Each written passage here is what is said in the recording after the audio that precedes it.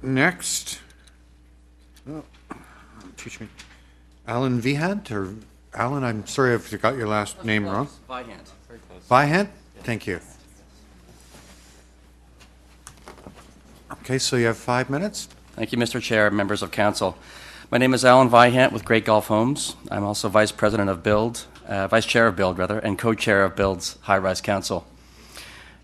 There are many unintended consequences contained in the proposed tall building guidelines, and I'd like to focus on 3 main areas of concern: built form, financial implications, and approval process. First, built form. The change in building separation from 20 meters to 25 meters for tall buildings will eliminate many sites from development because the minimum lot size required for a tall building will be hard to assemble given the fractured nature of land ownership and the physical size of the existing streets and blocks plan of Toronto. The average mid-block site will be just over half an acre, and a corner site will have to be just under half of an acre. Many buildings have been built at the 20-meter separation by Great Gulf and others, and they have won numerous City of Toronto Urban Design and PUG awards in the process. The guideline calls for setbacks, step-backs, maximum plate sizes, numerous performance standards, which all combined may stifle design creativity. Renzo Piano's Shard building in London, Santiago Calatrava's Spire in Chicago, Herzog & de Meuron's Midtown Tower in New York, even the X Tower by Architects Alliance in Toronto would not meet the proposed tall building guidelines' many performance standards. Our recommendation is for staff and council and the report to encourage creativity, to assess sites on an individual basis, and to maintain a flexible, not rigid and formulaic enforcement of all of the guidelines on all of the sites. Next, financial implications. I have long advocated that the city's economic development and planning departments should be more closely aligned because there are far-reaching financial implications to the report. The shift from 20 meters to 25 meters and setbacks from property lines will sterilize many sites. The consultant report recommended certain streets as suitable for tall buildings that were eliminated from the initial drafts that we saw. Again, removing these sites reduces development charges, taxes, and most importantly, people living and working in these areas. If you only allow 10 floors above existing heights at subway nodes, where many of the existing nodes are only at 1 or 2 stories, you will end up with a 10 or 12-story high building at these nodes. When combined with the surrounding 2-story high retail and single detached homes of many of our transit nodal areas, the overall density will be well below 2 times coverage. I think it's tough to justify transit with this level of density. Great Gulf is pursuing development opportunities in cities across North America where we can mix retail and residential and office workers on the same site.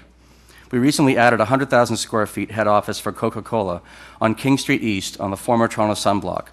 Coca-Cola wanted to be located downtown because that is where they see the image of their company, and that is where they see office workers of the future residing. Great Gulf would like to add more office space to this site, including moving our own offices from the suburbs to downtown.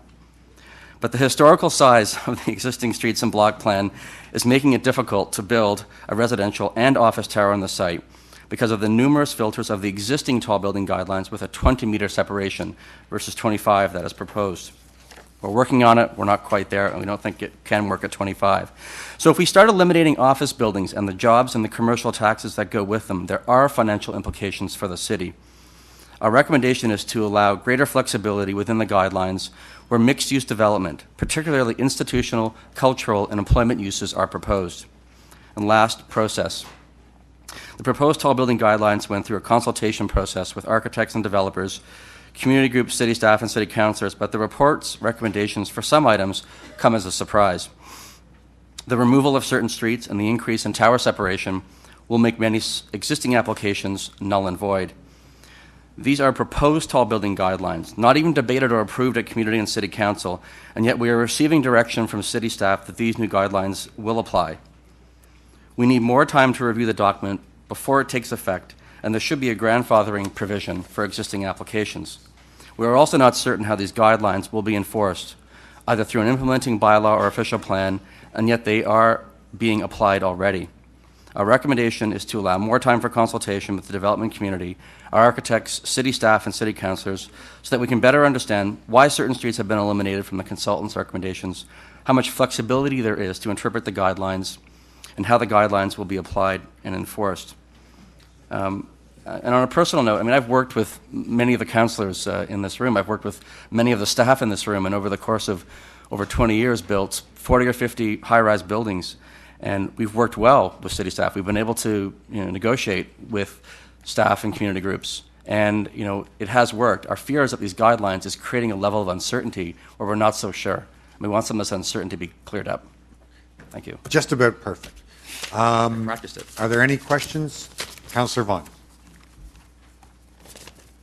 These two-story subway nodes you speak of, if you look at the study area, which subway stations are you referring to? Well, I think if you look at the many of the corners of along the subway lines, in general, as a tall buildings guideline, the subway nodes in general, the existing subway lines in an east-west direction, in particular on the Bloor line, I know they're not in this study guideline, but as we discuss tall buildings in this city, the point I was city, making is they're actually not in the study area. right?